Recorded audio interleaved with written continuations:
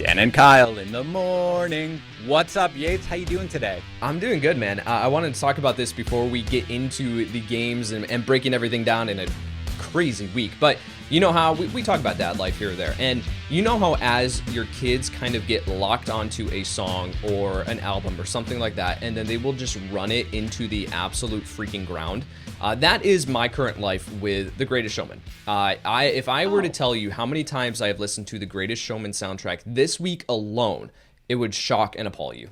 So I think in the pantheon of things that could happen when you have little kids who get obsessed with songs, like The Greatest Showman is not the worst possible place you could be, right? Yes. But okay. It is one of the things where like I am constantly walking around humming these songs and like having them stuck in my head 24/7. It's a good soundtrack, so that's fine. I mean, for me, our kids went through the Hamilton phase, and that was really what we had, which was fantastic, right? Because It was just Hamilton songs all the time. Now my daughter, who just turned 11, is very into pop music by people I don't know and stuff. That's very weird and also uncomfortable. The fact that it's like she's a teenager, but she's still 11. So we're going to move on from that. But instead, we are going to get to a game-by-game breakdown of everything we're going to see this weekend. Now, it's no bye week, so holy cow, man. Yeah, we got to fly. We got to fly. But let's do the housekeeping first.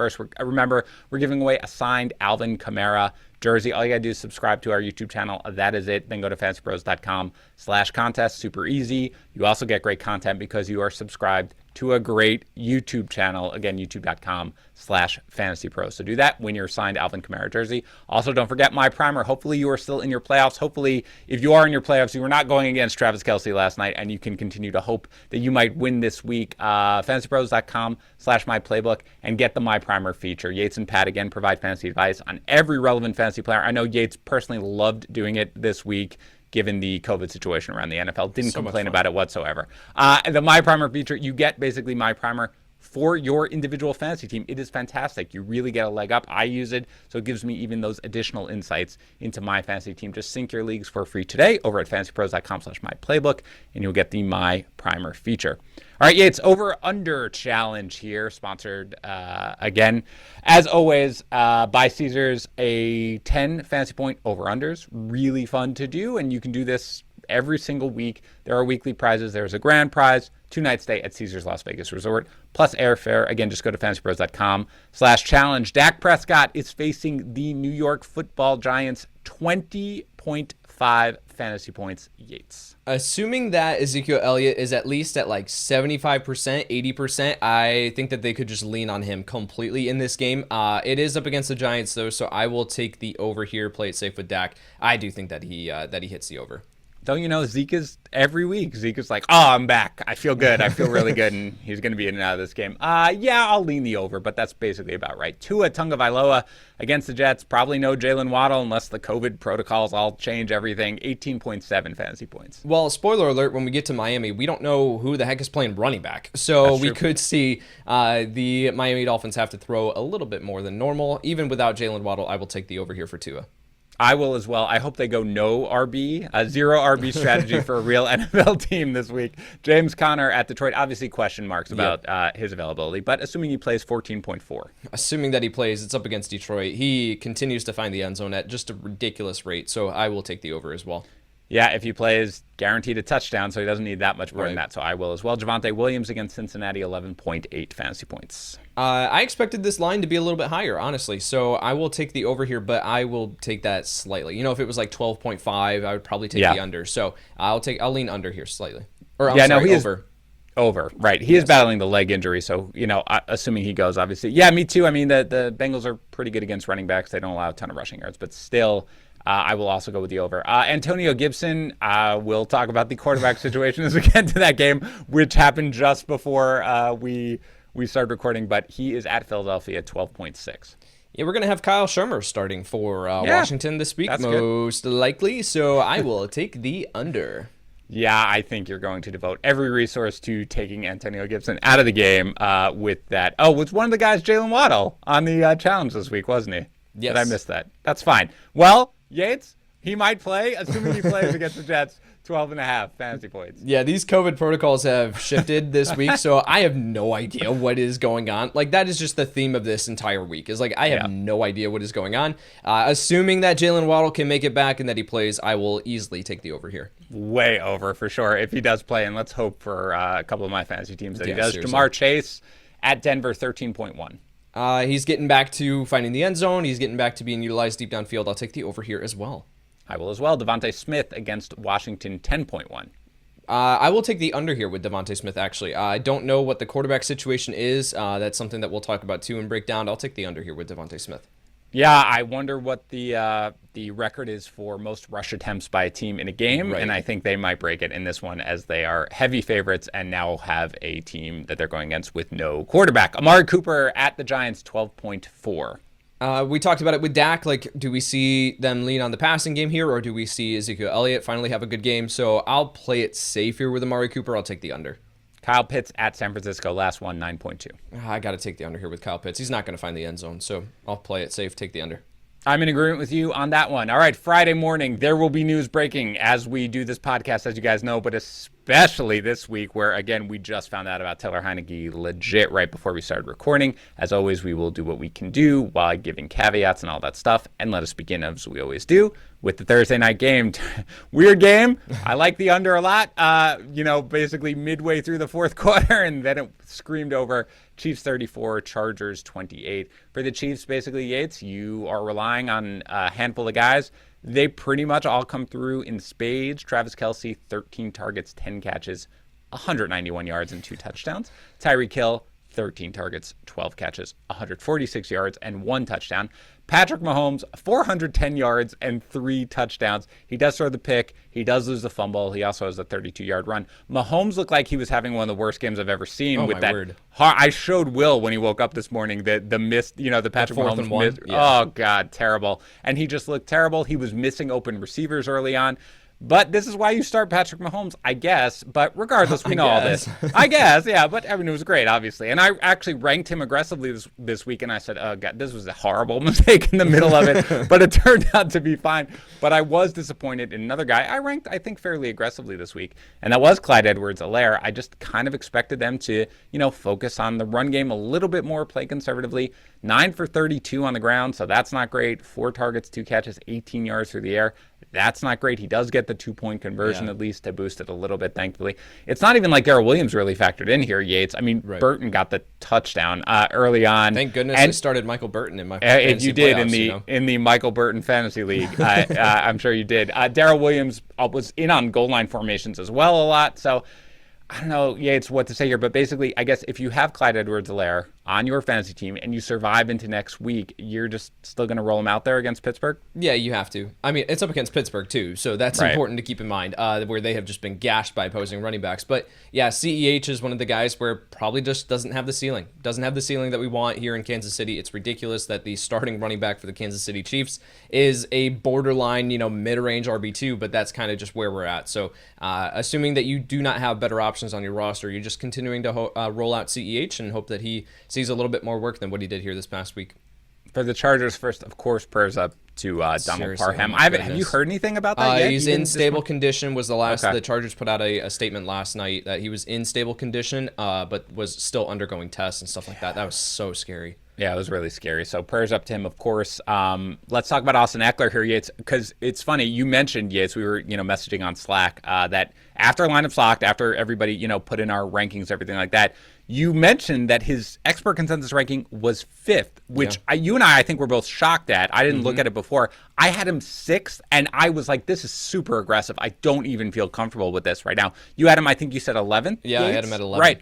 I put him 6th in the end because people kept giving me these start-sit questions, and I kept recommending him, and I said, I kind of have to be true to that, so I put him there. He was limited here, Yates. I mean, he played roughly a third of the snaps, but still 12 for 59 on the ground, catches all 4 of his targets for 23 yards through the air, and he scores that rushing touchdown. They didn't want to do that. They did not want him in on the goal line, but they had no other choice because they kept failing, and then Kelly sort of fumbled that ball. So, I mean, that was it. But, I mean, Justin Jackson did look very good in this game, 13 for 86. He caught a pass for 13.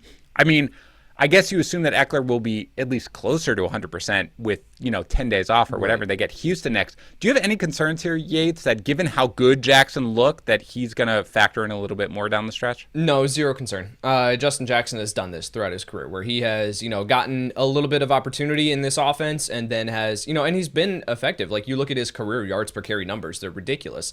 His efficiency is great, but then he's gotten injured and he has either, given up a crucial play and, fumbled or something like that. So just kind of given away the opportunity. This is Austin Ekeler's backfield. And especially next week, you get the 10 days off going up against Houston. I have zero concern. I'm going to start Austin Ekeler as a top 5 option, in week 16, assuming that I advance to the next round of the playoffs. Justin Herbert, 236 yards passing plus 2 passing touchdowns with a pick. He does also rush one in. The touchdowns go to Jalen Guyton and Keenan Allen, who winds up with 6 catches for 76 yards. But Mike Williams, Yates, I started Mike Williams in a playoff matchup. I ranked him pretty aggressively given how banged up the Chiefs' defense was. And he got 9 targets, and he caught 3 of them for 49 yards. And this is one where I feel like, Yates, I think the process was okay. Like, right. This did turn out to how I sort of expected it. He got the early goal line sort of, targets there, but it didn't work out. It seemed closer to a big game, but nevertheless, this is another game where you start Mike Williams and you feel really disappointed going forward. General thoughts on him for the remainder of the season? We have, we started out the season with Mike Williams being just playing on fire, right? He was just an on-fire fantasy asset, and then started to revert back to this boom or bust, and he still makes some jaw-dropping plays. We saw that with the back shoulder catch deep downfield last night. He makes some of those jaw-dropping catches, but then will, drop routine catches, right? Drop routine passes. So, yeah, this is one of the guys from a fantasy perspective. We have to just continuously ranked him at 24 on the week this past week. So one of the guys that's kind of just falling in between. Like he has a very wide range of outcomes every single week. He can finish as a top 5 play or he can finish outside the top 40. So for me going into last night, I was saying 24 is kind of that middle ground, and I'll live with the potential range of outcomes. Yeah, I mean, full disclosure, I was aggressive on him. I ranked him 16. I really did feel like, they're gonna need points here. I think he'll be targeted near the goal line. I think there's a good opportunity for a touchdown. But again, he does disappoint. But yeah, not if you knew 9 targets going in, man, I would have been like, right. Oh boy, give me this all day. So got to keep going. All right, Yates, let's get to this weekend. Let's assume that they're going to play a football game tomorrow involving the Raiders and the Browns, which they still are not even talking about postponing it, despite the fact that I don't know if the Browns are going to be able to field a team. Seriously. But let's assume that they do, and they might go with the no quarterback philosophy here, given that everybody's out. But Nick Chubb just obviously nothing else matters, right? You love to start Nick Chubb in any matchup no matter what. Absolutely, and especially in this one up against Las Vegas that just, the previous week surrendered 4 combined touchdowns to the Chiefs running backs. So this is a matchup that, assuming Nick Chubb plays in this game, please play in this game, then please. I've got him at RB4 on the week. Like you're starting Nick Chubb, no questions asked. Sounds like Nick Mullins is going to be under center, is my understanding of it. Are you starting? There's no Jarvis Landry, I assume, unless, again, COVID protocols could change at this point, ridiculous. Right? But Donovan Peoples-Jones, David Njoku, are you starting anybody else here on the Browns? Not with Nick Mullins at quarterback. You really can look at Dearness Johnson as one of the guys that you can get away with. I've got him at 32 on the week, so one of the guys that you can play in a pinch. And that could potentially move up as we get other clarity. Right, like rankings right now and where exactly I have guys are so fluid. It is ridiculous. I am ranking on a day-by-day basis at this point because I can't project who is even going to be active for this weekend's game. So, yeah, Dearness Johnson is one of the guys that you look at the matchup up against Las Vegas. They can't give all, 40 carries to Nick Chubb. So I think Dearness Johnson will see some work. And if it is Nick Mullins keeping the ball near the line of scrimmage, Johnson could be that pass catcher out of the backfield. I do like him a little bit in this matchup, assuming that you are in a pinch. For the Raiders, Josh Jacobs, top 10-ish, Yates? I've got him at 14. So in that range, could move up because I've still got guys like Antonio Gibson, Elijah Mitchell in my rankings. So Jacobs could move up into that top 12 territory. You look at the game script here, assuming that Las Vegas is able to, move the ball on offense with how many people are out on defense for the Browns, then Jacobs should see plenty of work. Hunter Renfrow or Mike Evans this week against the Saints, Yates? Ooh, I will go with Evans up against the Saints. He typically has not done a lot against the Saints, but that's been a very different defense in years past. This is a Saints secondary that you can throw on. So I've got Evans at 11. I've got Renfrow at 14. Okay. But that's the range, man. That was really my way of being like, hello, Hunter Renfrow is basically a wide receiver 1 at this point. Yep. No Darren Waller, of course, but I think we're probably done trying to start Foster Moreau. I think so. If there was ever a game where we could see Foster Moreau actually do something, it would be this one where, like I mentioned, Cleveland has no one on defense. Yep. So I've got him at 16. So, I mean, he's a desperation play, though. Like a wide range of outcomes, absolutely could burn you again, but does have some upside. I've got him at 20. I want nothing to do with him after I was like, yeah, Foster Moreau is going to be great, especially last week. I've bet the past 2 weeks. Yeah. I'm out. How about nobody else, right? No Derek Carr or anything like that? Carr is at 18. Again, you look at the matchup, you look at how many people are out on defense for the Browns. Like, Carr should be able to have a good game here, but in your fantasy playoffs, I would prefer to roll with guys like Jimmy Garoppolo, Ben Roethlisberger.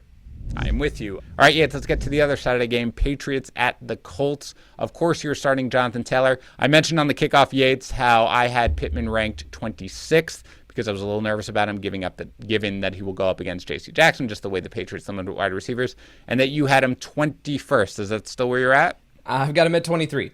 So okay, 23. The volume should be there. And again, like where else is the ball going to go? That's kind of the philosophy here. I think the Patriots are going to be able to keep Jonathan Taylor relatively in check. So, and Pittman excels in contested situations and stuff like that. So I'm not super concerned. You have to downgrade him, right? We can't view him as like a mid-range wide receiver 2 or anything like that. And the upside might not be there, but the floor is, I think.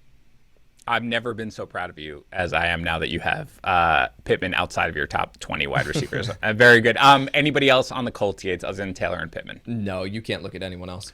That is correct. For the Patriots, Damien Harris is questionable coming in, but I think we're all expecting him to play at this point. So let's just assume that he does play.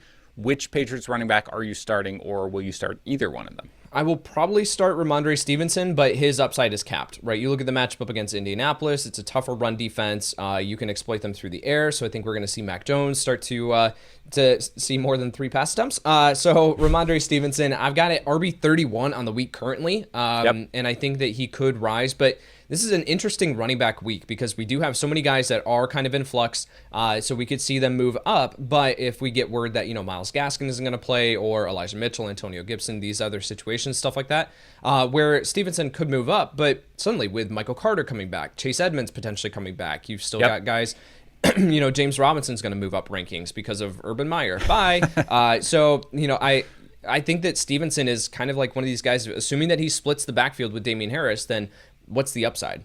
Yeah. So what would you do with Harrison? Because I actually have them ranked pretty much, assuming that Harris plays, back-to-back at 32 and 33 right now. Because it's basically one of those situations, Yates, where I usually just rank them kind of I expect them to basically split snaps, and we'll see what happens. Yeah, I've got Harris at 33. So we've already talked about Dearness Johnson at 32. They're right in between. So Stevenson 31, Harris at 33. Gotcha. Assuming that Harris, even if he does play, he's not going to be at 100%. We have, and again, the matchup and splitting carries, stuff like that. So neither one of these guys, assuming that Harris plays, are really ones that I'm like racing out to start in my lineups. How about any of the receivers, Bourne or Jacoby Myers or anything? Kendrick Bourne is a dart throw play. Jacoby Myers, you're playing him, because he could see, a safe floor in this one. But they're outside my top 40 on the week. I think there are other options that you can go to at the wide receiver position. But if you're playing Kendrick Bourne, you're hoping for the fact that he falls into the end zone, is able to continue his ridiculous efficiency, rate finding the end zone. So that's kind of where you're playing him. I don't know what the upside is because of how much Mac Jones, distributes the ball around this offense. Panthers at what is sure to be a very angry Bills team. What about the running backs here, Yates? Chuba Hubbard did find the end zone, but didn't have a great game in this last one. Ameer Abdullah wasn't as involved as people thought. Are you starting either one of them in this game? No, I've got Chuba Hubbard at 35 and Ameer Abdullah even further down than that. So Chuba... Go ahead. I'm sorry. I didn't mean to cut you. Chuba, did find the end zone, and that saved his day. But, I mean, outside of that, it was just absolutely terrible. And you look at his fantasy finishes outside of when Christian McCaffrey has been down, I think his highest fantasy finish on the season is RB19 in half PPR scoring.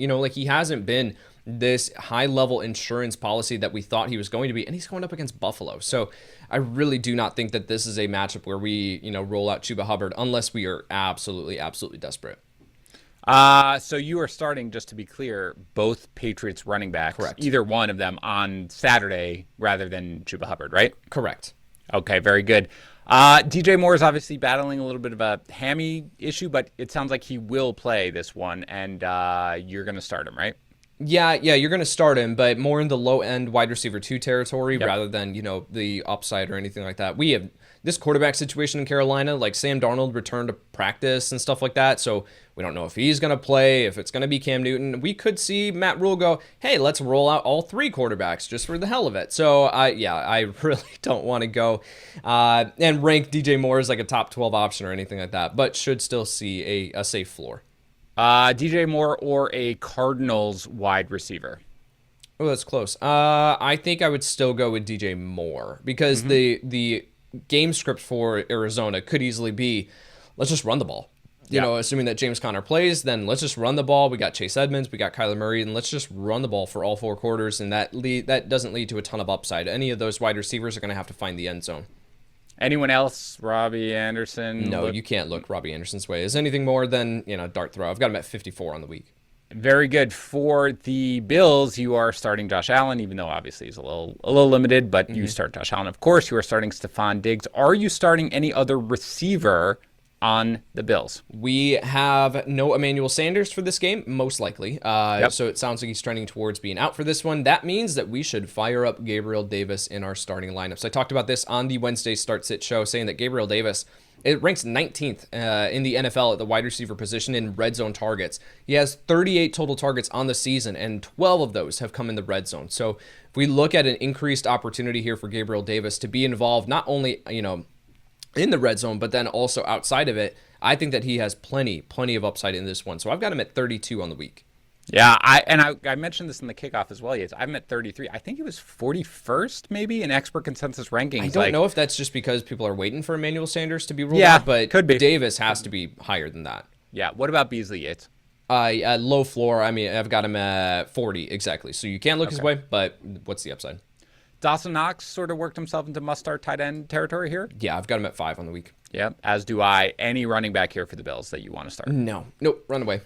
I wouldn't be surprised if they try to establish more of a run game right now, but you certainly can't start any of them in your playoffs. Cardinals, to be fair, more of a run game means 1 carry for the running backs in the first quarter. Yeah, go for it. I mean, that's pretty exciting. I mean, look, I will say that Devin Singletary looked pretty good when he actually got carries against the Bucks, but yeah, do something, man. That offense is not working right now. Cardinals at the Lions, Yates. Start with the Lions. I expect DeAndre Swift not to play. Yep. Jamaal Williams, I haven't heard anything about. No idea. Okay. All right. So bottom line is this. For purposes of this discussion, let's assume DeAndre Swift does not play. Because if Swift plays, you're starting him, correct? Of course. Okay. If DeAndre Swift does not play, let's say Jamaal Williams does play. Are you starting Jamaal Williams or any other running back on the Lions? You can start Jamaal Williams as in that same territory of Rhamondre, Stevenson, Damien Harris, but there are better options you can turn to.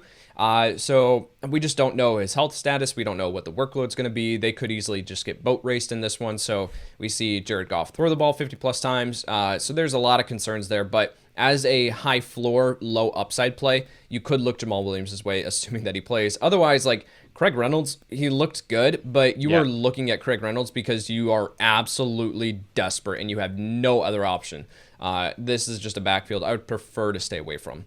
If you were starting Craig Reynolds in your first round of your playoffs, I'm proud of you. I'm proud of you for having. And I'm also concerned for you. I'm also very worried about your team's fortunes. All right, so Yates, obviously TJ Hawkinson not just done for this game, done for the year here. Yeah. So does that make Amon-Ra St. Brown or Josh Reynolds more enticing to you? It does. I've got Amon-Ra St. Brown at 38 on the week. There's the potential that rises even as we move closer to kickoff. Again, I am on a day-by-day basis with my rankings. So, by the way, stop saying day-by-day. It's really minute by minute. That's fair. Hour that's by fair. Hour for us. That's fair. So yes, Amon-Ra St. Brown at 38. Josh Reynolds further down than that. I talked about the game script. We could see, Josh Reynolds have a good game because the targets could be there, but he's still being kind of inefficient with the opportunity, right? Deep downfield targets, kind of the 7 target, 3 catch for, 50 yards kind of day. So that's kind of what you're hoping for with Josh Reynolds. I've got him at 49 on the week. Okay, I'm pretty much right there with you. For the Cardinals, you're obviously starting Kyler Murray. Let's talk about the running backs, though, Yates. Obviously, hopefully people have more clarity on James Conner by the time they listen to us. And Chase Edmonds. Let's assume both of them play, Yates. How do you feel about them? Assuming that both play, I have James Conner at RB7 on the week. So, I mean, again, I want to see what the practice reports are today. Don't quote me on that final ranking, Sure. but he's going to be a top 12 play. And then Chase Edmonds, I've got currently at RB26. I think this is a really solid matchup for him to come back into the lineup here. And I do think that he's going to return in this one. So Chase Edmonds, RB26, again, has the potential to rise as we get closer because this matchup up against Detroit is so good. We could see him end up with like 12 to 15 touches in this one. And against Detroit, that's good enough for a top 20 ranking potentially. And let's assume now that James Conner is out. Where would you rank Chase Edmonds, do you think? I don't think that he is going to step into as large of a workload as James Conner would, right? So I think Chase Edmonds would be a top 15 play. Again, plenty of scoring upside, but do they turn to Eno Benjamin around the goal line? Do they go to Kyler Murray on a play action boot and stuff like that? So there's some concern there as far as Chase Edmonds getting we just can't assume that he's going to instantly replace James Conner's production, but he instantly becomes a top 15 play, assuming that he plays and James Conner does not. No DeAndre Hopkins for this game or for the remainder of the regular season at the very least. So how do you feel in this game in particular about the receivers, Christian Kirk, AJ Green, even Rondale Moore? Yeah, I've got Christian Kirk at wide receiver 29 on the week, AJ Green at wide receiver 35, and then Rondale Moore a little bit further down. I do think that he's going to see an uptick in playing time here, but we just can't. It's one of the things where you got to balance like projections and rankings as far as like your confidence in these players. And so with Rondale Moore, like if I rank him as a top 48 player or something like that, then people are going to think that we can confidently roll him out in our starting lineups in round 1 of the fantasy playoffs, and I just can't do that. So got him outside that territory. I do think he'll move up closer to that by the time that we get to Sunday, but this is one of the situations I would prefer to look elsewhere if I've got Rondale Moore still sitting on my bench. I agree with that with Moore. I do have Green a little higher. I'm at 28th. I'm pretty optimistic about what we're going to see from both Kirk and Green this week. And Zach Ertz as well, another guy who I feel like you just put him in your lineup and you don't think twice, right? Yep, exactly. Top 10 play. All right, Yates, I hate to talk about the Miami game because of all the question marks, but we have to. We are obligated to. Jets at Miami. Start with the Jets here. We'll ease into this a little bit because I think it's a little easier. Let's assume Michael Carter does return here. Are you starting him in this matchup? Yeah, I've got him at RB25, so I do think that you can instantly look his direction, and it sounds like he's going to play. So yes. This is going to be a situation where if you've got Michael Carter still sitting on your IR spot, you've had him this entire time, I do think that you can look his way. The question will become Antonio Gibson or Michael Carter, and I want to ask you that because I'm going to have to make that decision in one of my leagues. So Michael Carter or Antonio Gibson, which side would you take? As of this moment, it would be Antonio Gibson, but as I will tell you again, our rankings process minute by minute. changes. All right, I'll ask you minute by minute. Ask me again at 12:58 on Sunday morning, and we'll talk about it there. But yeah, I think I would go with Gibson. But let's assume that Michael Carter, even though again everybody Salah said he's going to play, let's just assume some sort of setback, doesn't play. Would you start anyone on the Jets? No.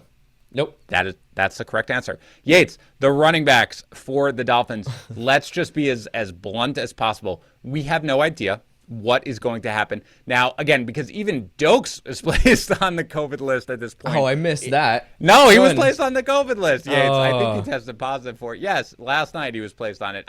So that leaves, I believe, Duke Johnson as the only actual healthy running back, and maybe if Malcolm Brown comes back from IR. But here's the one thing I'll say. Myles Gaskin and later Savon Ahmed, but Gaskin tested positive last week. Right. I kind of feel like he's going to be able to come back for this one. We have heard nothing on it, nothing whatsoever. So I guess, Yates, let's assume Gaskin does come back from the COVID list.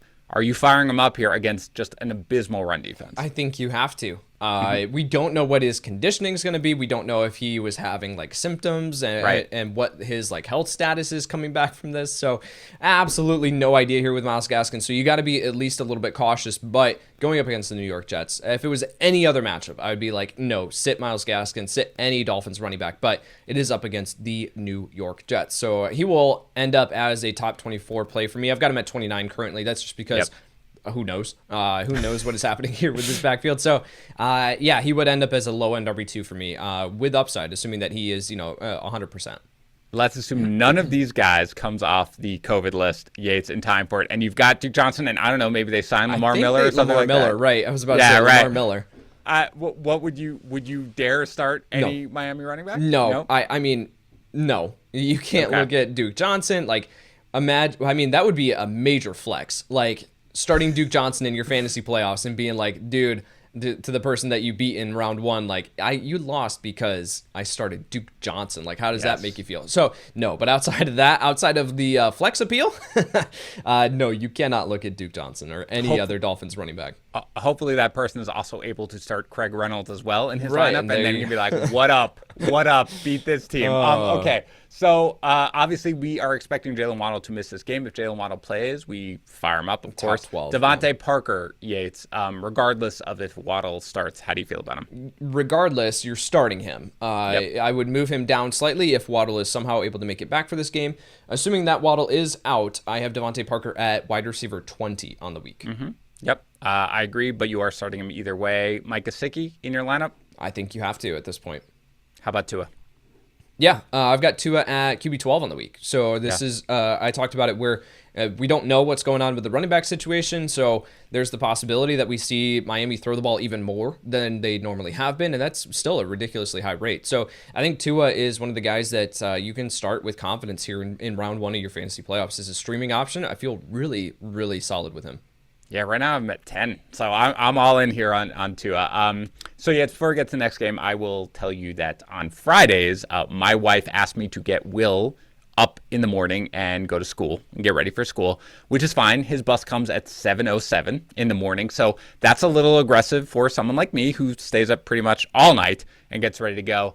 But she needs to get in her 1 10-mile run of the week, and she can't get back in time, so I do it, and it's fine. And even though I'm exhausted, Yates, I admit I don't mind it that much because I get to have breakfast with Will, and I get to regale him with stories of Thursday night football, and today was particularly enjoyable for two reasons. One is because he has Travis Kelce on his fantasy team, even though he wanted to drop him after the last couple of weeks. Not a joke. I had to have Pat talk him out of it on the Sunday night recap show. But I got to regale him, again, of stories of Travis Kelce's heroic, so he's very excited about that. And second, we had Magic Spoon together, and Will went with cookies and cream, of course. I went with frosted and maple waffle. I do a little combo there for me. It tastes great, and best of all, it is healthy. 0 grams of sugar, 13 to 14 grams of protein, only 4 net grams of carbs, and 140 calories in each serving. It is keto-friendly, it is gluten-free, it is grain-free, it is soy-free, it is low carb, and now you can build your own box. In addition to the flavors I mentioned that Will and I had this morning, there is also fruity, peanut butter, cocoa, blueberry, and cinnamon. Just go to magicspoon.com/fantasypros.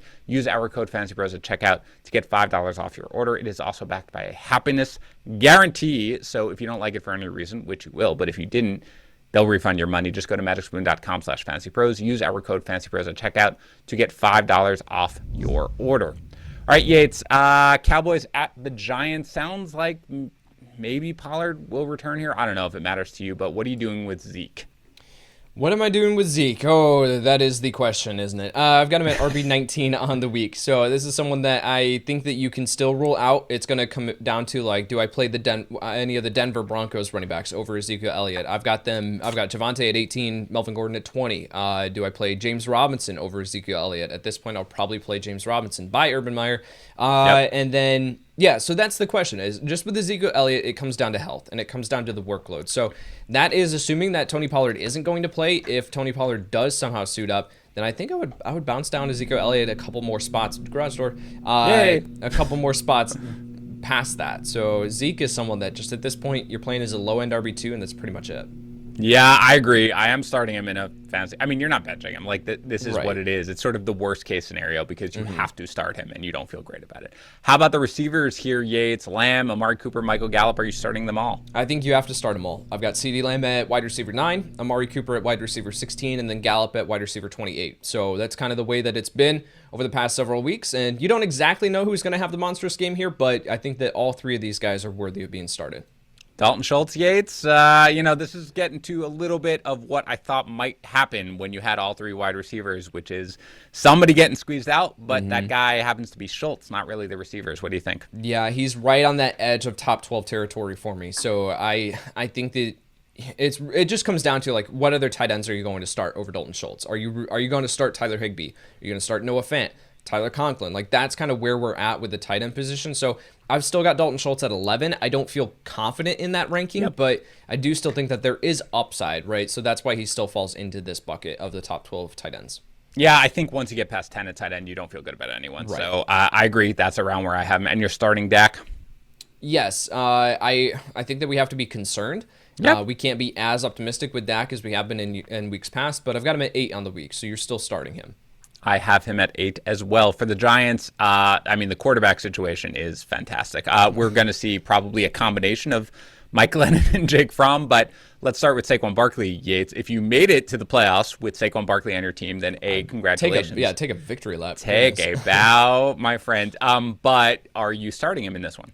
He's right in the same territory as Ezekiel Elliott. I've got him at RB17. So I know he got the touchdown last week, and that kind of saved this fantasy day, but outside of that, man, he has just been a massive disappointment. So I think he is in this like mid-range RB2 territory rather than the top 12, let alone the top 5 of what we thought he could be in the offseason. Yeah, I'm at 17. That's the guy you're going to start. You're not going to feel great about it, but you're going to start. But are you going to start anybody else on the Giants? Absolutely not. Run as far away as possible. Football team at the Eagles. We talked about the quarterback situation, Yates. I don't know. I feel like there might be better quarterback situations. So with that, you mentioned Antonio Gibson and whether you want to start Michael Carter over him. Where do you currently have Antonio Gibson ranked? I currently have him at 12, and that is just egregious. That is not going to be the case because that's just kind of a placeholder, again, minute by minute. So Gibson will probably move down into that same territory as Ezekiel Elliott, Saquon Barkley, Melvin Gordon, these guys that the upside probably isn't there, but who else is going to help move the ball on offense for Washington, right? That's kind of the thing. So Gibson's going to be a high floor play. I don't know if the upside is there. Yeah. So we don't know if Terry McLaurin's going to be able to come back here from this concussion. He did return to practice. That's a good sign. But assuming he plays, it's either going to be who, Yates? Kyle Shermer? Garrett Gilbert? They just signed, They haven't said. They're like, we'll announce the starting quarterback on game day. So that is just not good. Feels pretty good. Garrett Gilbert, how would you even know the offense in any way, shape, or form? So, this is just, even if Terry McLaurin plays now and he returns, you can't start him. I love Terry McLaurin as a player. I think he's an absolutely fantastic football player. I recommended him as a start so many times. That has not worked out. So I feel like this is a good excuse to, even if he does suit up. And again, if you made the playoffs with Terry McLaurin, congratulations. Right. A good excuse to not have to start him in this. So I would try to look elsewhere. And again, obviously nobody else on Washington, correct? No. Nope. For the Eagles, we're assuming Jalen Hurts suits up here right now, but obviously, I guess he'd probably be a little limited, right? This does not seem like he is fully over this ankle injury right now. So start or sit Jalen Hurts. It's interesting because you talk about the ankle injury, and this is coming off of their bye week, so he's had a lot of time to be able to rest up and try to get that ankle right. And if he's still splitting first team reps with Gardner Minshew during practice this week because he's not at 100%, that means that his mobility is shot. I don't think that he is going to suddenly be the guy that is looking to drop his eyes and try to scramble. I think that he's going to try to make it work as a passer, and that's just a very dangerous place to live with as a fantasy quarterback option with Jalen Hurts as a passer. So I've got him at 14 on the week right now, and that's still one that I might drop even further, just because with Hurts, with no mobility, what is the upside? The only reason we're playing Jalen Hurts in fantasy is because of what he can do with his legs. Right. If I'm the Eagles, man, and you should be able to win this game, just given everything that's going on with Washington. In a normal environment, I totally understand. But this game, given what they have going on right now with their COVID situation, I think you'd be able to win this game. I would give Hurts an extra week then to rest if he's not 100%, right? Yeah. So, but again, we are not professional football coaches yet. Give us another year or two. For the running backs, Yates, look, it sounds like maybe everybody's come back here, but it does sound like Miles Sanders is going to be able to play. So just break it down how you feel about the running back room. Yeah, if Sanders returns, then I think that you can look his way as a low-end RB2, high-end RB3. There's a path for more upside because of what's happening on the other side of the ball, that he could see 20+ carries again, but also just the health of the ankle. I don't completely trust that. And if this game script does play out the way that we think it could and should, then why wouldn't you rotate through multiple running backs, right? Why wouldn't you get Boston Scott involved and Jordan Howard if he plays and and things like that? So why would you completely lean on Miles Sanders? But if Sanders does suit up here, I think that he is in the conversation for a start. That's for sure. If he doesn't, are you starting any other Eagles running back? I need more clarity on this situation, right? Jordan Howard, limited participant in practices the past couple days, so I don't know if he's going to play. If Boston Scott is like the lone man in that backfield, then maybe, but We also have Kenneth Gainwell to worry about. This is probably just a situation where it's like Miles Sanders is the guy that you want to look at, and then you can throw the rest of the other options if they play into that low-end RB3 territory in any specific order. We just don't know how that's going to play out. How about DeVonte Smith? I think you can still start Smith, but again, look at the game script. How much are they going to need DeVonte Smith? And so that's the conversation. I've got him at 31. It would be a really tough decision for me to go DeVonte Smith or Gabriel Davis. Like that's the conversation right now is, do I want the potentially like high floor of DeVonte Smith but very little upside, or do I want the path for like major upside with Gabriel Davis? Yeah, I have Smith at 31 exactly as well. So I'm right there with you. Somebody who you certainly can start, but not running to start necessarily. Are you running, though, to start Dallas Goedert just locked in your lineup? I think at this point, I'm concerned with Jalen Hurts about Dallas Goedert because he kind of just rises and falls with Jalen Hurts as a passer. If it was Gardner Minshew, then I would feel a lot more confident in Dallas Goedert. They seem to have that connection, and Gardner has proven that he can be a competent passer in the NFL. So Dallas Goedert at tight end 6 for me. Yeah, I agree. He's at 7 for me. Oh, hey, quick question. Would you start Michael Carter or Antonio Gibson? We're going to revisit that well, you said minute by 6 minute. minutes. So, yeah, okay. It's Antonio Gibson still. Oh, okay. All right. Check with me in 2 minutes. Okay, cool. Titans at the Steelers. Deonta Foreman in your lineup, Yates? RB27 in my rankings currently, so high-end RB3, plenty of upside in this one. I think you can find the end zone, but there are other options at the running back position that I feel a little bit more confident in. How about Julio Jones? I mean, eased in a little bit last week. They didn't really need him. They'll probably need him a little bit more in this game. Yep, I agree with that. Didn't really need him a ton. They, were winning that game handily. So I've got Julio Jones at 35 on the week. So I think that he'll provide a solid floor. I just don't know what the upside is with Julio Jones at this point of his career, and if he is completely removed from that injury. So that's kind of the concern there, baking that into my rankings. I've got Julio Jones at 35 on the week. How about Ryan Tannehill? I would prefer to look elsewhere. I've got him at 19, so that's right behind guys like Jimmy Garoppolo, Ben Roethlisberger, Derek Carr that we talked about. I think Tannehill could have a good game, but there's too many variables with Tannehill up to this point of the season for me to feel confident in playing him in the first round of my playoffs. You're starting for the Steelers Najee Harris. You're starting Deontay Johnson. Mm-hmm. How about Chase? I'm going to hope that there's going to be, for fantasy purposes, that there's no discipline coming or anything like that for Chase Claypool. So are you starting him in here? I think you can. I've got him at 25. This is a very, very solid matchup for opposing wide receivers. And Ben was able to air the ball deep downfield, and that's where Claypool is thriving. So plenty of upside here with Claypool. I've got him at 25 on the week. Pat Freiermuth, Yates, start or sit? I will start him. I've got him at 7 on the week, so kind of just locking him into my lineup because of what he can be as a red zone threat. I'm starting Pat Freiermuth. How about Big Ben, Yates, if you're desperate? Yeah, I've got him at 17, so he's going to fall outside the start category on our YouTube channel here, but I do think that Roethlisberger is a very, very solid play due to the matchup, right? And you look at what he's done. I think 3 out of the last 4 performances for Ben Roethlisberger are top 10 fantasy finishes. He's been playing extremely well. So I think that you can look his way if you are in a pinch because of the matchup, but there are other options I'd prefer to roll with. Texans at the Jaguars. Carlos Hyde officially ruled out Yates for this game as well. So we've got no Urban. So, I had James Robinson at 16th. He's going to move up for me here. What about you? I had him at 21 before Urban, and he is now vaulted all the way up to 13. So, yes, we are starting James Robinson. Darrell Bevell coming out yesterday saying James Robinson is our starting running back, and he's going to be used as such. This is a team that I think is going to want to prove to everyone that their failures and the issues this season were directly related to Urban Meyer, and I think they're going to come out and put together a very solid matchup. And this is a matchup where it's it's conducive for it up against Houston. So James Robinson, RB13 on the week. How about any wide receiver, Yates, now with our newfound Jaguars optimism? Marvin Jones, you can look at. I have Jones at 38 on the week. Outside of that, I think that it's a dart throw, with any of the other guys in the first round of your playoffs. I think Jones is the one that I would prefer to go with, but even he is still kind of a dart throw.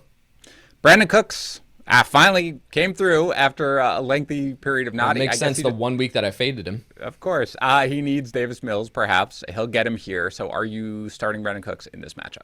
In this matchup up against Jacksonville, yes. I've got Brandon Cooks at wide receiver 18 on the week. Plenty of upside. Yes, I agree with you. I have that 17th. For the running back situation, Rex Burkhead is out for this game. So David Johnson, Royce Freeman, Yates? No. Yay? No, I can't. Yay? Not in the first. Okay. We've talked about a lot of other options here, in this territory. Deontay Foreman, Stevenson, Dearness Johnson, Damien Harris, like all these other guys. You're starting all of them over David Johnson. Okay. In case you were asking, Yates, yes, I do have Antonio Gibson ahead of David Johnson. Oh, okay. So you're good there. Nobody else in the Texans as usual, correct? That is correct. Bengals at the Broncos. So we've talked about the running backs a little bit here, Yates. Assuming, Williams can go here, and assuming they both go, you have them, what is kind of mid-tier, low-end RB2? Yes, exactly. I've got Williams at 17, Gordon at 19, because I moved Antonio Gibson down. Start or sit any Broncos wide receiver. I think Jerry Jeudy is the only guy that you can look at, and I have him at 36. Courtland Sutton, drop him if you are still somehow holding on to Courtland Sutton. Yep. And then Tim Patrick is, nothing more than a touchdown or bust option. So this is one of the issues with this offense where you have so many good receiving weapons and a quarterback who is not able to capitalize on it routinely. Then it just leads to a fantasy mess. So Jerry Jeudy is one of the guys that I feel the most confident in, but as far as his target share, but even that is, relative confidence. I've got him at 36. How about Noah Fant? Noah Fant falls outside my top 12 tight ends on the week. He's seeing 4 targets in each of his past 3 games off the top of my head. So this is one where he has to reel in all of them and be extremely efficient with a yards per reception metric to even finish with 5 or 6 fantasy points. So just very limited upside here with Noah Fant. Starter sit, Joe Burrow.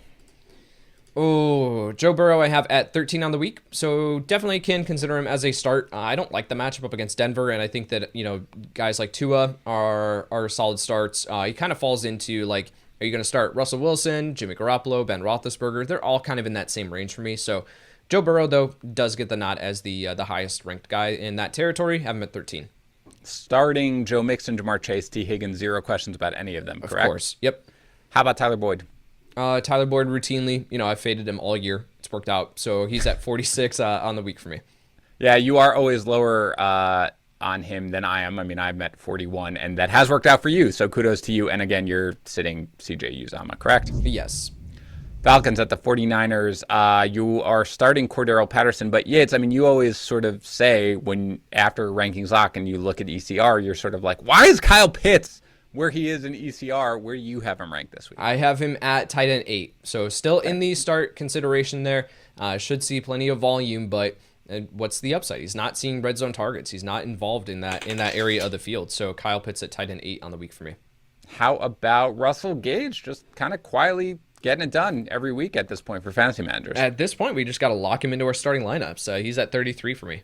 Yeah, I have him at 35, but that is a start. So, yeah, kudos. This is where we are right now, starting Russell Gage in your fantasy playoffs. Nobody else for the Falcons, correct?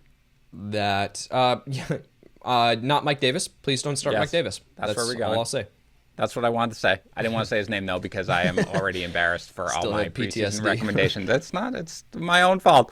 For the 49ers, okay, we don't know if Elijah Mitchell's going to go here. He hasn't really practiced. I doubt he plays. I don't think he's going, so that's my expectation. So without him, we had a disappointing effort from Jeff Wilson, and what we've really had is 2 disappointing efforts here from Jeff Wilson. But I feel like neither one of them is really his fault. That first game, maybe I just always recommend Jeff Wilson, so I'm trying to defend myself. To find the silver lining. That first game, obviously. Right, Jimmy Garoppolo can find him in the end zone. Correct. And in this one, look, he looked fine. He just didn't get the work in this one for whatever reason. So against Atlanta, you made the playoffs. You've got Jeff Wilson. Are you starting him this week? No. I think there are other options that you can turn to at the running back position. He would fall into the RB33 territory for me. It would be a tough decision between him and Chuba Hubbard. And, I talked about Hubbard, how I don't have optimism on him. So plenty of, he'll see work, and it's a good matchup up against Atlanta, but he hasn't come through. So in the first round of the fantasy playoffs, it's just not a matchup that I want to go after. Yeah, and again, they do have another great running back on their team, and his name is Deebo Samuel. So you are starting Deebo Samuel, and you are starting Brandon Ayuk now every week? So here's the thing with Deebo, is that last time I checked, he was wide receiver 5 in ECR. That is kind of absurd for a guy who is reeled in 1 reception in each of his past 3 games and is seeing 6 to 8 carries per game. So as far like don't get me wrong, like you're still starting Deebo Samuel because he's ridiculous. He's averaging 9.4 yards after the catch per reception this season. Like it's stupid. Nuts. But that is way too little volume to confidently rank a guy all the way up at wide receiver 5. So he's a running back now. That's really what he is. So I've got him at 12 on the week. Again, like I just wanted to mention that because that's a little ridiculous to have him at 5. Fair point. And then Ayuk at this point, I mean, locked into my lineup. I've got him at 21. I feel like in this matchup up against Atlanta. Yeah, it's like I feel like I want to go out on a limb there and start George Kittle this week. What do you think? Oh, that's a bold call, but not bad, right? I think it could pay off. I think it could pay off for you. My only regret with George Kittle is that I ranked him ahead of Travis Kelce this week, so my bad on that one. And you mentioned yeah, go ahead. Breaking news: Myles Gaskin and Savon Ahmed will be at Dolphins practice today, per Brian. Bingo! Flores. Fantastic! I can't wait to start, and I will be starting. I'm not kidding. Like I have a league like where it is in an FSGA league. I will be starting Myles Gaskin this week. I am really, really looking forward to getting super pumped about it, and then seeing like a 12 for 26 line going in. But whatever, he's there. No big deal. Okay. So Jimmy Garoppolo though, Yates, we talked about it. I'm at 14 this week. What about you? I've got him at 16. You look at Garoppolo. Over his past 7 games, Garoppolo has finished outside the top 16 quarterbacks just once. So he has actually been incredibly consistent, incredibly reliable for fantasy purposes. So I think that he is someone that we can look at, especially in this matchup. We were talking about Cam Newton for last week, for goodness sake, as a fantasy option because of this matchup up against Atlanta. So yes, we can look at Jimmy Garoppolo. Yeah, I mean, I don't want to if I can avoid it, but I have him at 14, and that's just sort of what I don't feel that comfort. Like, right now, I have him ahead of Burrow. Just that I feel more comfortable a little bit right now with him. But there are a bunch of guys in that range where it's pick your poison. For me, my poison happens to be Jimmy Garoppolo. How's that feel? It feels terrible. Seahawks at the Rams. Let's start with the Seahawks. So again, we've got Tyler Lockett on the COVID list right now. I don't know whether or not that means he's going to miss this game. Okay, so that's where we are. But I guess, Yates, you're starting DK Metcalf still, even though he has not produced in quite a while, correct? Yeah, he would be a low-end wide receiver 2, high-end wide receiver 3 for me, assuming that Tyler Lockett plays, and then he would move up to a mid-range wide receiver 2. I have him at 17 with the fact that Tyler Lockett unlikely to play. Okay, would you look at any other Seattle wide receiver if Lockett is out of this game? No, D. Eskridge, non-participant in practice on Thursday. And then Penny Hart, Freddie Swain, they're doing nothing. So they're dart throws at best. All right, the running back room, Alex Collins is on the COVID list, but I don't really think that has a huge impact. No. Are you going to start Rashad Penny in this matchup? I have him at 26. Tougher matchup up against the Rams than last week, what he had against Houston. So I'm not expecting the 16 for 137 and 2 touchdowns out of Rashad Penny here. But I do think that he is someone that if you picked him up off the waiver wire, you did so because you needed an option for this week. So I think that he is someone that you are playing. Otherwise, I think he's still worth holding on to on your bench as a depth option. There are other guys like Chase Edmonds, Michael Carter, assuming that they play, that I will play over Rashad Penny, but still think he has has a high floor. Any interest in Gerald Everett in this one, Yates, and does it depend on Tyler Lockett? Maybe a little bit of a bump up with Tyler Lockett being out, but Gerald Everett, I mean, he's a complete touchdown or bust option. Yep. How about Russell Wilson? Russell Wilson is at 15 on the week. So you look at the matchup here, not great, but then also what's the game script going to play out as? With the Rams and Seattle's secondary, I think that the Rams are going to put together a very, very solid performance here. We'll get to them in a second, but that will force Russ to have to throw the ball a little bit more. And I think there's a path for him to finish as a top 15 quarterback, but definitely not as optimistic as I was last week against Houston. Rams are another one of the teams who have a real big COVID problem right now. The only, I would say, main fantasy option that it really has affected at this point, Yates, is Odell Beckham Jr., unless I'm missing somebody. Obviously, we had Higbee out last week for a false positive, by the way, which, for all those managers who were relying on him, and you had to go pick up Kendall Blanton. Yeah, you missed out on the 3 for 36 from Higbee, but regardless, okay, so let's assume we have nobody else misses this game. Let's start with the running backs here, Yates. I mean, I guess break it down. This is another one, yeah. Yeah, go ahead. This is another situation where we don't have clarity on. With Darrell Henderson being placed on the COVID list last week, and then I have heard next to nothing about him this week. So I have no idea what his status is for this week. So assuming that, let's say that he plays, If that is the case, then I am starting Darrell Henderson as a mid-range RB2. It's going to be between like guys like Saquon Barkley, Ezekiel Elliott. I will probably play Darrell Henderson. I don't think that we are going to see Sony Michel factor in as much as, people wanted to. People have been trying to make Sony Michel a thing. It's kind of like Mean Girls, like stop trying to make fetch happen. Like stop trying to make Sony Michel a thing. As far as him taking over a significant role in this backfield, we've seen that when Los Angeles has a running back that they want to play or have to play, then they are giving him the majority of the work, and that's it. So I think Sony Michel would move back to like low-end RB3 territory, and then Darrell Henderson would be the guy that I would go with. Assuming that Henderson isn't able to go, Sony Michel would be probably a top 15 play for me. Seattle is a decent matchup for opposing running backs. I think the Rams are going to put up points. We just can't be as optimistic as we were about Sony Michel, 2 weeks ago going up against the Jacksonville Jaguars defense. Yeah, that's my bad, by the way. I should have mentioned Henderson. I am expecting him to come off the COVID list by the time this happens, right? And so I have ranked him, so I should have mentioned that, I guess. But I do expect him to come off. And yeah, all right, it's ready. Here we go. Ready? Henderson comes off the list. I have to make this choice. In my league, it's PPR, Myles Gaskin, or Darrell Henderson this week. I would go with Henderson. Okay, I will go with Gaskin then. Okay, so for the wide receivers, we have obviously Cooper Kupp. And again, maybe Beckham comes off the list here and plays. So I guess, how do you feel about both Van Jefferson and Beckham if Beckham plays? And how do you feel about Van if Beckham doesn't play? Yeah, so this guy named Cooper Kupp, I feel pretty good about this week. I've got him at actually wide receiver 1. And then outside of that, I know, bold. And then outside of that, Van Jefferson, assuming that Odell Beckham Jr. does not play, I have him at 22 on the week. Yep. So plenty of upside in this matchup. Really like him if OBJ sits.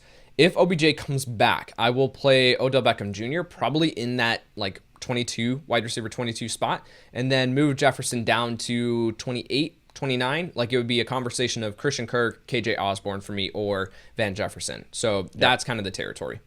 Okay. How about Higbee? Any interest in him? Yes, outside of the top 12, or actually he's at tight end 12 for me. So one spot above Noah Fant. I do think that and that's assuming that Odell Beckham Jr. does not play. So ranking him like that, yes, I think that Higbee would have plenty of upside. If Odell Beckham Jr. were to miss outside, if OBJ does return, I'll bump him down a couple of spots. But then it's like, who am I ranking Tyler Conklin above him? So maybe just 1 or 2 spots. That is the best Tyler Higbee analysis that I've heard yet today. And I agree with you. I have him at 13th. I would also move him down a few spots if OBJ plays. How about Matthew Stafford, and does it depend on OBJ? He's locked in. He's locked into starting lineups at this point. So QB5 on the week for me. Absolutely agree. Packers visiting the Ravens. Maybe people will know more. This does sound like what they're saying right now is that Jackson's going to go up to game time. So my guess is that as people are listening to this, he's still just going to be questionable. If Lamar Jackson starts Yates in this game, probably understanding that he'll be limited, at least with his mobility, are you going to start him with your fantasy life on the line? I don't think that I can. I really don't think that I can. It's kind of the same thing with Jalen Hurts. It's when you have a rushing quarterback who, depends on that mobility to be able to boost his fantasy value because he's inconsistent as a passer, which is what we've seen from Lamar Jackson over the past several weeks. So I think at this point, Jackson would be, maybe right around Derek Carr, Ryan Tannehill. Like that's in that like 18, 19 range for me. I know that that's probably going to be bold, but I will go with guys like Tua Tagovailoa. I talked about this on the Start Sit show. I will play Justin Fields this week over Lamar Jackson in round 1 of my fantasy playoffs. You're a brave man. Yeah, I really, this is one where fantasy managers listening to this, like take this as long as you can, get as much information as you possibly can from the beat writers and everything like that, because this is really something where, man, you want to try to find another option, I think, if you can. So let's assume he starts Yates. You're starting Mark Andrews regardless of who's at quarterback, of course, correct? Yes. Okay. He's locked in. How about the wide receivers, Yates? And does it depend? I don't know if you want to start anyone other than Hollywood Brown regardless, but does it matter whether or not it's Jackson or Huntley at quarterback? Yeah, I talked about Bateman after his performance this past week on the Waiver Wire podcast and said, I think he's worth an ad. I do think, but I am not looking to play him this week because we just don't, again, I haven't heard anything on Sammy Watkins as far as his availability. And I think that was playing a role in Bateman's, target share, and the snap counts. Bateman he was buried and for no reason, he started to emerge and was playing really, really well. And then they were just like, hey, what would be fun? Let's bench kind of our first round rookie pick who's been playing phenomenal football and roll out Sammy Watkins. So I just don't have trust in this coaching staff to make the right decision there where I can lean on Bateman in round 1 of my fantasy playoffs. He's outside my top 40 wide receivers on the week. And then Marquise Brown, we have to be concerned about what we're getting with him recently. He is not providing top 15 production. He's not even providing top 30 production. So this is a guy that I've got at 27, still kind of falling in where he could, break off a long play. But that's really what you're hoping for with Marquise Brown here. He's not providing much for fantasy purposes.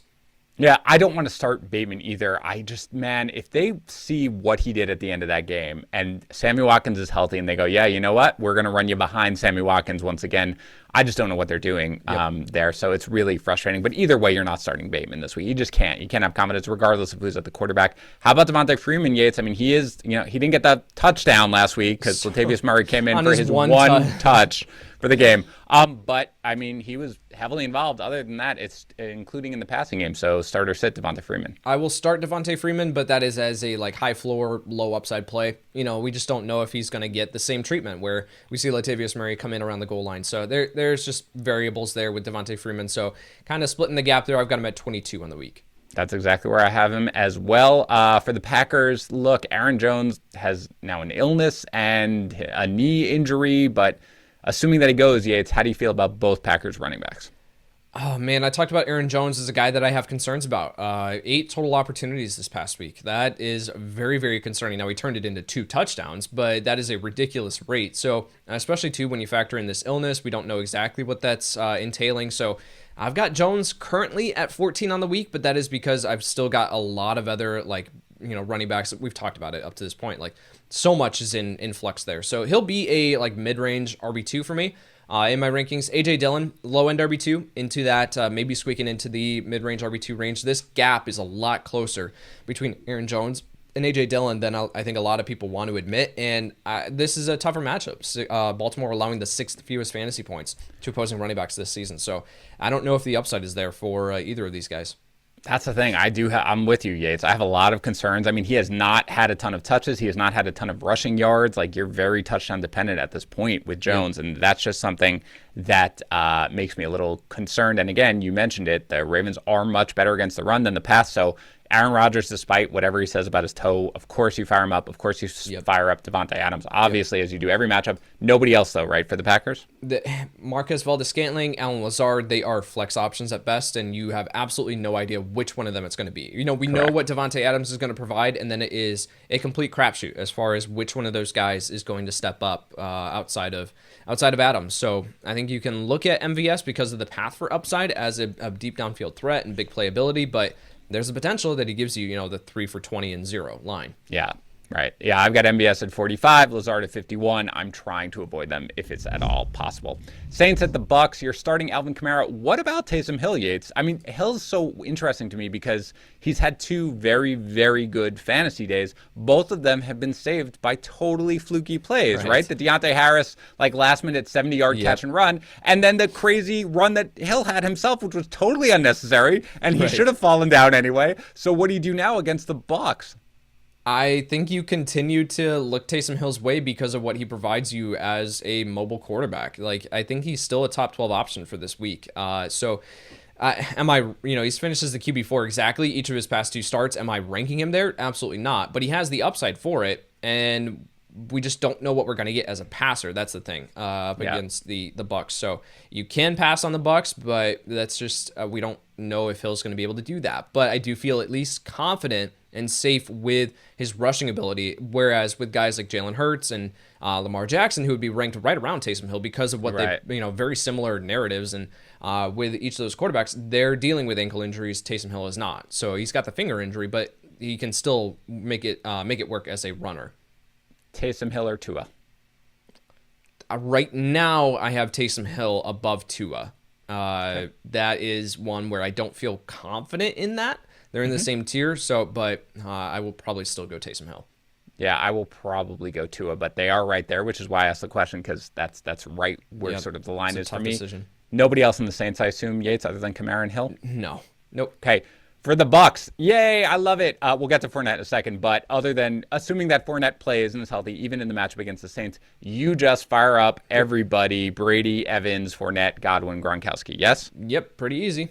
Okay, Fournette now. Ready, Yates? Fournette is now out. Not really. I'm just hypothetical. He's out with the ankle injury. Are you starting Ronald Jones against the Saints? I think you have to.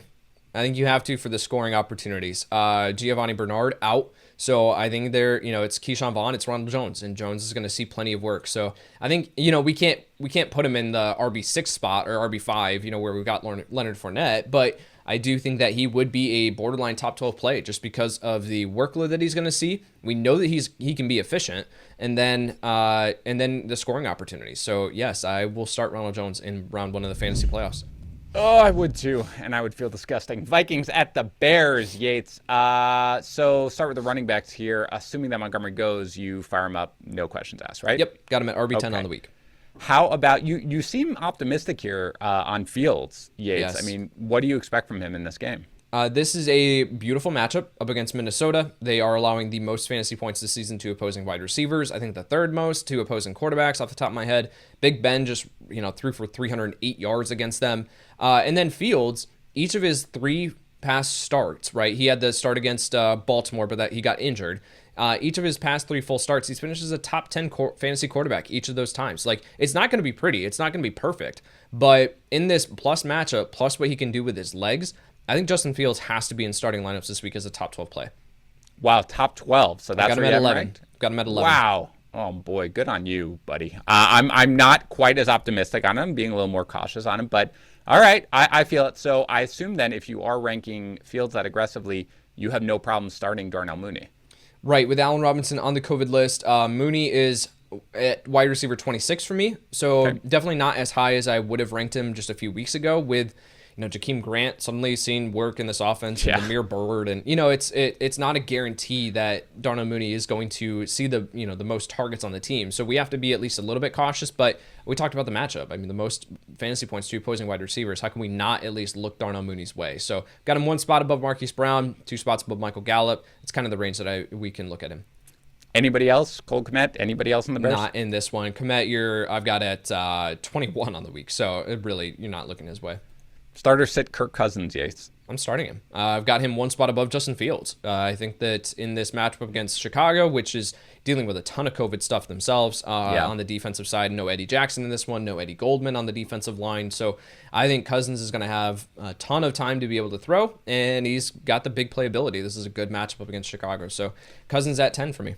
You are starting Dalvin Cook. You are starting Justin Jefferson. I'm assuming right now, Yates, that we will learn at some point today that Adam Thielen is out for this game. Yes. So assuming that that's the case, Osborne came through for fantasy managers. A little bit of a weird day in the way he did it. Really one long catch despite all the targets. Are you starting KJ Osborne in this game? I've got him at 30 on the week. So yes, and that is assuming that Adam Thielen is out. So he's not going to move up. But I do think that we can look KJ Osborne's way. Again, a solid matchup up against Chicago's secondary. So I think that Osborne, with the 9 targets, people are going to focus in on the 3 receptions and stuff like that. But 9 targets is really, really solid here for him. And Cousins is pushing the ball deep downfield. So yes, I'll go with KJ Osborne here.